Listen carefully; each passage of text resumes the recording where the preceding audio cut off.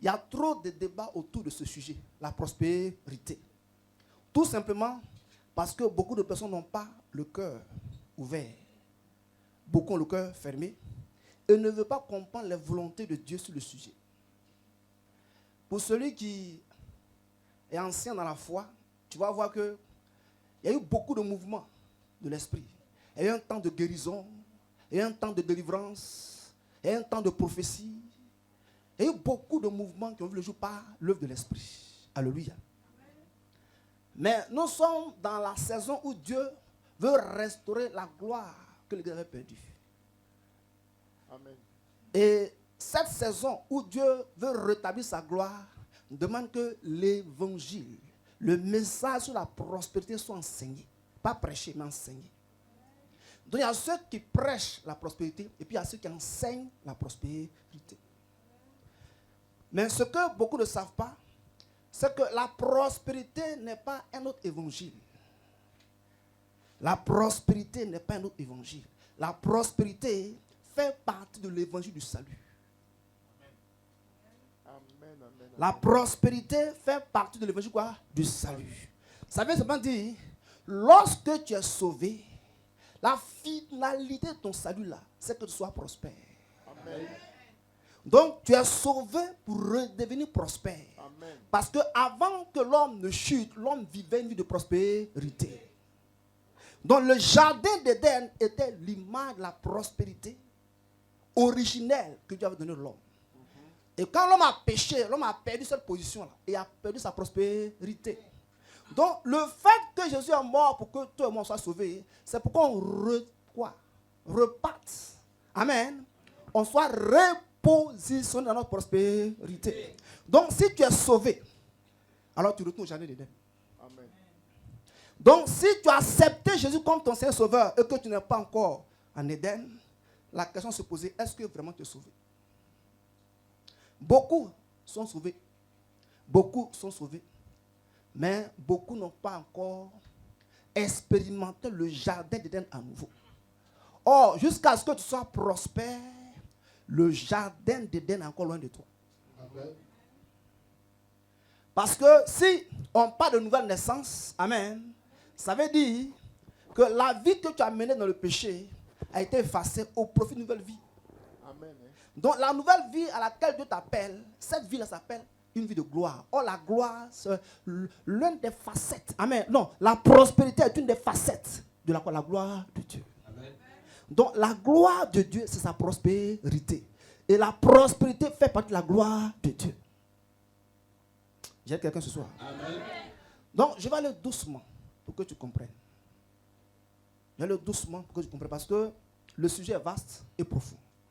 Sur la prospérité, il y a tellement de sous-thèmes à aborder, tels que l'origine de la prospérité et ses dimensions, tels que la fondation de la prospérité, les facteurs déterminants dans l'alliance de Dieu par rapport à la prospérité, les piliers de la prospérité, comprendre l'alliance de Dieu sur la prospérité, la mauvaise conception sur la prospérité financière, le secret pour contacter l'onction de la prospérité financière.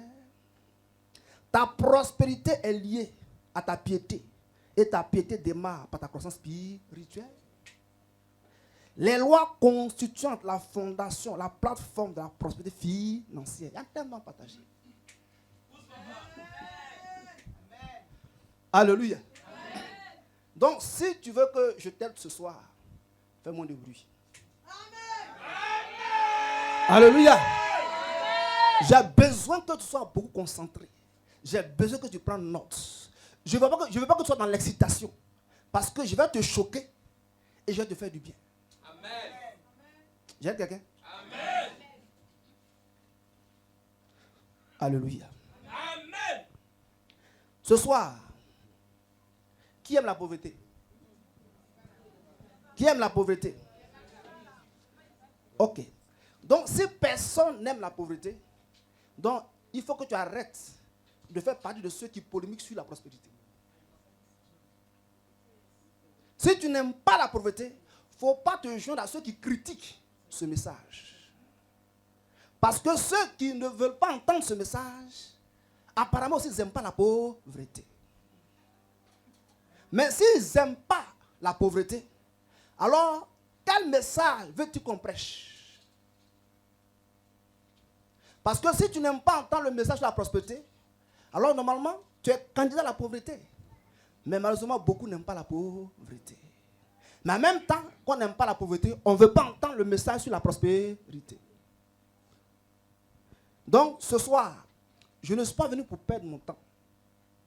Je suis venu pour partager des mystères avec des personnes consciencieuses, avec des personnes qui savent ce qu'ils veulent, avec des personnes qui veulent le changement. Alléluia. Amen. Alléluia. Amen.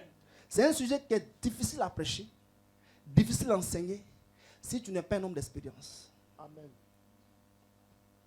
On ne prêche pas, on n'enseigne pas la prospérité si tu n'as pas expérimenté. Amen. Donc ceux qui prêchent et qui enseignent le sujet et qui n'ont pas de résultats, ce ne sont pas des pratiquants. C'est celui qui pratique qui sait enseigner sa chose. Amen. Mais celui qui ne pratique pas va te vendre du vent. Et ce soir, là où tu te trouves, c'est une preuve que ce que j'enseigne à mon fils est réel. Amen. Parce que si tu connais là où il était et là où Dieu l'a envoyé, tu vas croire à ce que je dis ce soir. Alléluia. Amen. Je peux aider quelqu'un? Amen. Donc la seule chose que je te demandais avant de commencer, tu vois, je te prépare, je te prépare. Je te prépare avant de commencer. La seule chose que je te demandais, c'est que Dieu ne va pas te révéler des informations si tu n'as pas un cœur excité. Amen. Un cœur bien préparé. Donc Dieu ne parle pas pour parler. Quand il parle, c'est pour avoir des résultats. Donc ce soir, que ton cœur soit excité. Que ton cœur soit préparé. Parce que si ton cœur n'est pas bien préparé, tu ne vas pas considérer les choses et les informations si précieuses que je te partageais tout à l'heure. Tu vas les dévaloriser à ton détriment. Mais ma Bible dit dans Psaume 27, verset 8, que David le roi, cherchait la face de Dieu avec tout son cœur. Voilà pourquoi il était l'homme selon le cœur de Dieu. Parce qu'il cherchait la face de Dieu à son cœur. Ce soir, tu es venu à ce programme. Assurément, tu es venu pour que Dieu mette fin à ta pauvreté. Mais ce que tu ne sais pas, pour que la pauvreté qui a pris domicile dans ta vie puisse gagner temps, c'est ton cœur qui doit être bien disposé.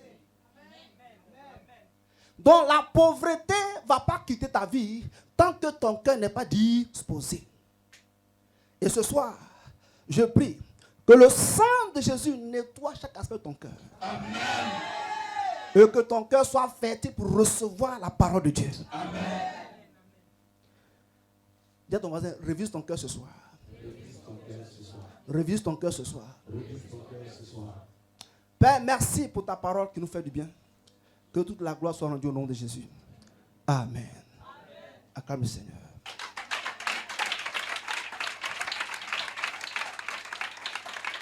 Avant de commencer à prêcher, Dieu me met en cœur de faire une action prophétique. Amen. Tu vois, c'est pour ça, amen, que beaucoup meurent. C'est pour ça que beaucoup se trahissent. C'est pour ça que des femmes et des maris divorcent. C'est pour ça qu'il y a beaucoup de trahison. C'est pour ça que des pays sont en guerre. C'est pour des billets. C'est pourquoi? C'est pourquoi? C'est pourquoi? C'est pour des billets. C'est pour ça que des collègues se trahissent, se vendent au travail. C'est pour ça que des personnes sont capables d'aller vendre leur papa et leur maman. C'est pour ça.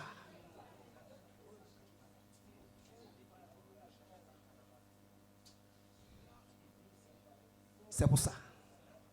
Mais ce soir, le premier thème que je vais développer, c'est comprendre la domination financière. Amen. Comprendre la domination financière. Amen. Ce soir, sache une chose. Ne cours plus après l'argent. Mais amène l'argent à courir après toi. Amen.